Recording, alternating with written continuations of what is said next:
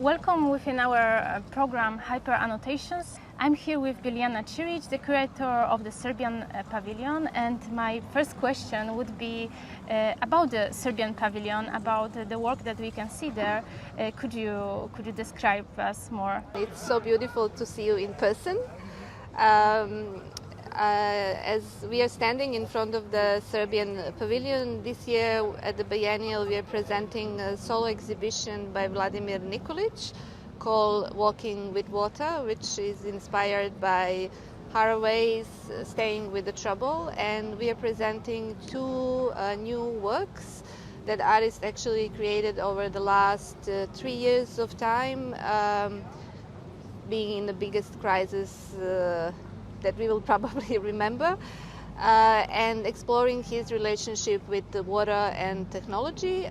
He's an obsessive swimmer, so one of the works, 800 meter, represents his daily ritual of swimming, but also kind of reflects on the way how our reality is mediated through the screens that you're filming me with now. With this bird eye view, and another work is called a document that that is a major installation in the space, filming the water as an archive and part of our bodies. Biljana, I would like to ask you about the general topic of this year's Biennale, the Surrealism. How do you find it? Do you think it's related to the Vladimir Nikolic work?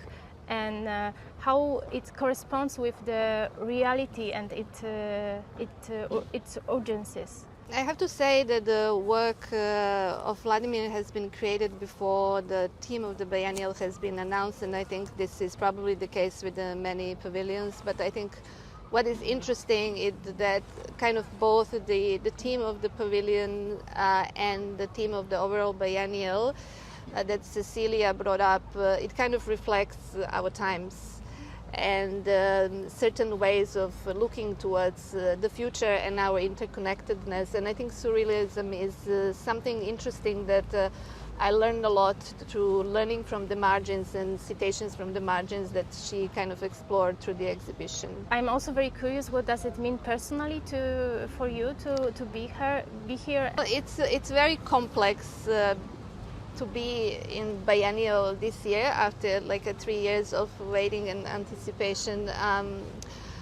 I think we all are very happy to be in a close proximity with one another and to see the friends and people and just be with our colleagues, which I think it's very precious to be personally with one another. But I think on the other hand, it's also very complicated because I think it also brings a question of what this event brings and how we can unlearn the ways that we used to do this kind of events and how these events in the future could develop into something more decolonial.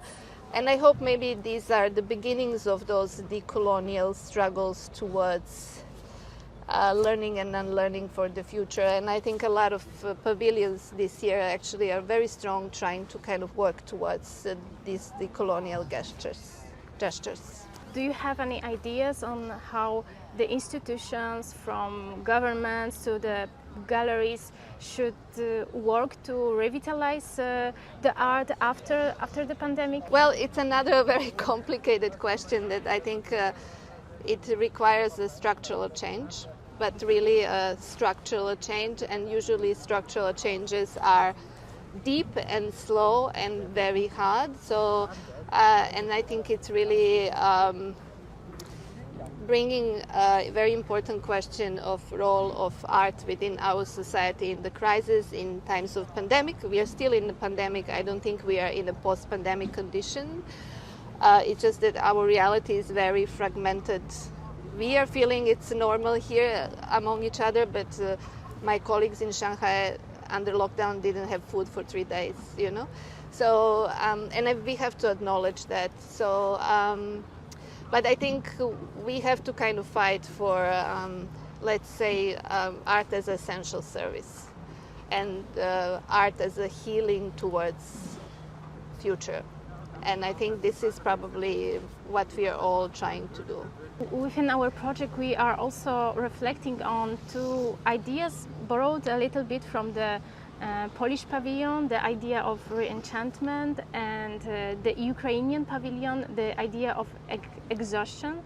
And for us, those ideas correspond to general optimism or pessimism that is present in the art world. Do you have your position on that? Should we be more optimistic, or maybe we should be more pessimistic to deal better with the reality? I consider myself pretty naive because I do believe that art can change world, and I persist in my naivety that this is still possible. So I think I'm still doing this job, so I deeply believe that what we are all doing and why we gather today can bring some change.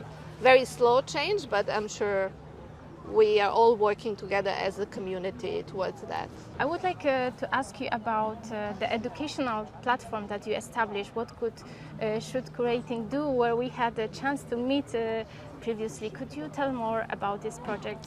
Yes, thank you, Agata, for mentioning this. This is how I met Agata. We were all in lockdown. I was in Melbourne. She was in Poland, and I did the online educational program. This is the program that I've been running for 4 years. It started in 2018 in Belgrade. I've been living in Shanghai for many years, and being from Serbia, I understood that there is a lack of educational platform, and young people from the region do not have opportunities to do studies on art and curating abroad. So I created an educational program that is 3 months and an annual basis. And I've been very persistent in making this happen. Serbia is a very small country with very little funding for arts and culture. But I do think that education is something that we really have to stick to, like try to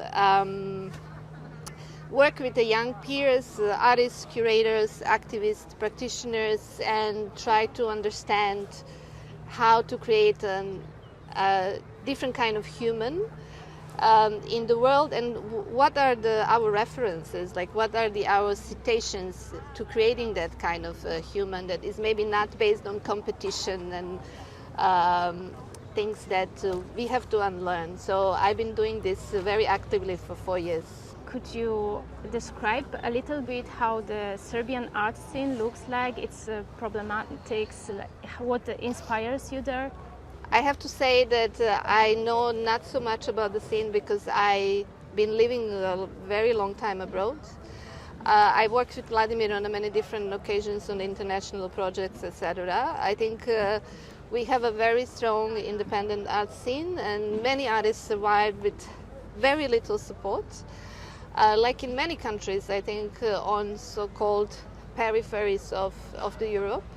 But I think institutional system requires more support for the artists and the practices within the country. Of course, Venice Biennale is extremely important for visibility, but we need to do more. And I think that's extremely important for many countries on the margins of the Europe. Thank you very much, Biljana. And when will be the official opening of the Serbian Pavilion? I would like to invite you all to join us on 21st at 11:30. We will have an official opening. So I invite you all to come and say hi. Thank you. Thank you very much, Agata, and thanks to the team.